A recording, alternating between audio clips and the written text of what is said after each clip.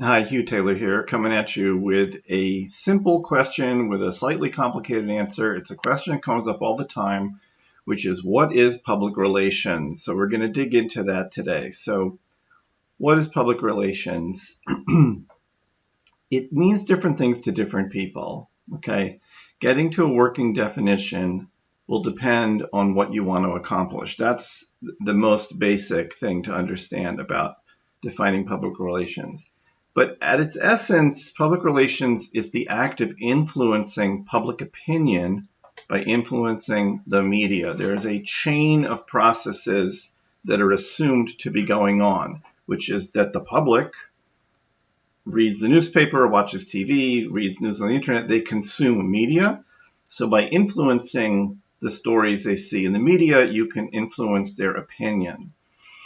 And, the roots of this go back at least 100 years. I mean, public relations has probably existed in some form for centuries, but in the modern era, it goes back at least to the 1920s when people felt that they could influence public opinion to support politicians and social issues that they wanted people to support by, telling the press about it in ways that would encourage them to write about them. So what's come out of this is what I consider a multifaceted profession. Public relations is a profession, it's a business, and it has a couple of different functions. One is that it informs the press of newsworthy stories. Now the newsworthy story might be that there's some cause that you believe in that you want the press to pay attention to. There's a candidate you want people to elect. There's a product you want people to buy. There's a opinion you want them to have. And you're going to have the press, which delivers this information to the audience, tell your story for you. You want to influence the reporting of stories. And if this sounds kind of high level, I want to give you a sense that public relations, a lot of day-to-day public relations, especially with the clients I deal with, it's really about getting their products mentioned in the media, which is very much part of PR. But there's a much bigger picture to PR than just, telling people about your product or service. And the bigger issue that comes up is what is news? Okay, and there's a famous quote that, like a lot of famous quotes, it's not clear who actually said it. It's attributed to George Orwell, but he probably didn't say it. But the fact that it's attributed to him could tell you something right away. And the quote is, news is anything anybody wants to suppress. Everything else is public relations. Meaning, what is the job of the news media? Okay, this is a big question. And if you ask the news media what their job is, it's to report the news. Okay, fine. But it's really, they consider their job or their mission. It's a very driven group of people, a very, strategic group of people to uncover things that people don't want to be known in public. Investigation, revelation, leaks, embarrassing things, important issues that people need to know about that don't know about. Okay. So these reporters are on a mission to find this stuff. If you tell them that you have a story for them, you need to understand something. They absolutely hate that. They hate public relations. They hate anybody who tells them what to report about. They hate even the idea that they can be influenced to report about what you think is important. Okay? This is a very critical concept to grasp if you want to understand what public relations is about. This underpins a lot of the challenges, but also creates a lot of the opportunities for public relations. And so from that misquote, we now have another joke, as we say, or kind of funny thing. There's two kinds of PR people. There's ones who get your name in the paper and ones that keep your name out of the paper. And the reason I mention this partly is because people sometimes get the two confused, or they don't realize that this is actually the same profession. The first one, this is really what I do. I try to help people get their name, their product, service, or persona out into the media, making the story, making your product or service into a story for the media This might involve things like presenting you as a source or an expert commentator on an issue, something to get you included in the news. But there's also public relations. It's about keeping people's names out of the paper. And this, if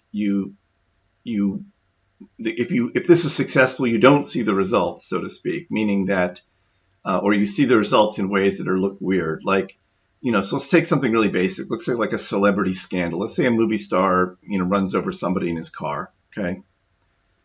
So this person will probably have some kind of public relations firm on retainer, or their manager does. Somebody, rushes to the scene and runs interference with the press.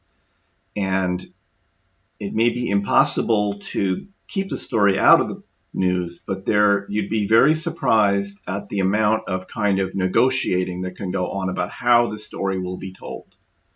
Okay, and I'm just continuing with this example of the celebrity who hit somebody with their car. Well, let's say there's an accusation that he was drunk. Well, a crisis public relations person may say to the reporters, I would like you not to print that until it's proven in court. I would prefer that you not, it would be, and they'll say it's wrong to reprint an accusation that's unfounded and so forth. And so you'll find them sort of creating the boundaries of how the story is being told. Or they will simply, do various things to try and make the story go away. And then there's interesting, it's called spiking the story, which is an expression that has to do with the very old days of newspapers, when they would literally take a story they didn't want to put it on one of those metal spindles, put it on the spike, spiking the story. And from this you get different kinds of public relations. And these are just my interpretations of what's out there. Someone else might give you a slightly different version. It's not like there's some official, institute of PR that, lays out the kinds of PR that there are, at least not that I work with. There's political PR, and this is something that's interesting that, with people who are trying to get candidates and issues into the press, this is a constant process. I mean, I think for major politicians, there is somebody, either getting their name in the press and keeping their name out of the press all day, every day. Every single comment is treated, very, they're constantly trying to get the press. And, these are situations sometimes where the press literally has an office in the building, and they come to, and there's a press conference every day. This is constant high intensity PR, constantly working on stuff. Then there's crisis public relations, which we were just talking about, which is really driven by risk and liability. This is kind of an episodic thing. They're not called upon to act every day, although major companies and people have crisis public relations firms on retainer. They're not waiting for the crisis to hire someone. The person has already been hired. They may already have certain comments and plans in place in the event of a crisis. So literally within minutes, they can be on top of it and try and avert the worst media outcome. Then there's celebrity PR, or entertainment PR, which is also kind of a symbiosis between, money, fame, and media corporations, where there's kind of almost like a collusion, where my joke about it is, about like the movie star who spends $25,000 a month on a PR firm to tell everybody that he's a very private person, like, oh, he would never talk to the press, but he's actually has a whole press operation going. Whatever. It's funny. But there's a whole industry of PR around movies coming out, record albums, things where, reporters want stories about these things. People who produce these art forms want press. So it's kind of a symbiotic relationship.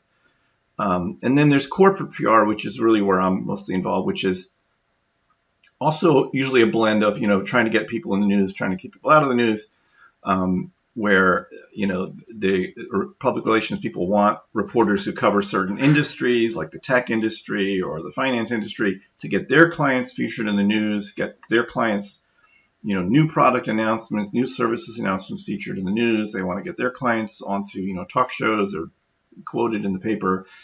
That's what corporate PR is about. And then you have from this different kinds of PR firms. And I wanted to include this because sometimes the question of what is PR and what is a PR firm kind of blur together. You have what I think of as 4 different layers of it. You have the giant firms. These are like the Edelman, Weber Shandwick, the big firms. These are large multinational companies with hundreds and hundreds of millions of dollars in revenue. They have a global reach. Their senior executives typically have personal relationships with editors and producers at the major media outlets. This is what you pay them for, and you pay them a lot. These are the firms that get, $1 million a year retainers to be available. They also have a whole crisis PR management division. They do investor PR, there's a specialized form of PR for shareholders of publicly traded companies and so forth. So these are full service, big companies, usually working with big corporate clients. Then there's boutique or smaller firms, and this ranges from 2 or 3 people to maybe 50 people, whatever. Smaller firms that are more high touch. They have personal relationships with selected media outlets. They may be specialized, like in entertainment PR or financial PR. There's different specializations, and these are companies you typically retain from anywhere from $15,000 to $50,000 a month. Not cheap, but there's a very high service level. You're also getting, crisis communications capabilities too with these firms. Then there's freelance publicists who are individuals who work usually on an hourly basis or sometimes retainer, who handle PR. And this is where, smaller companies may have a freelance publicist who works either on a regular basis or on an as-needed basis, usually a high-touch kind of relationship, and they may have relationships with certain news outlets. And then there's people like us, which we're economical. We don't have relationships with media outlets, but we have the ability to reach them, and we're inexpensive. So it's like, I don't have the editor of the Wall Street Journal's cell phone number on my speed dial, but I can contact reporters at the Wall Street Journal on your behalf. So that's sort of an overview of what is PR, what is public relations. You can learn more about this in my free ebook, Stop Being Invisible. There's a link to get it below.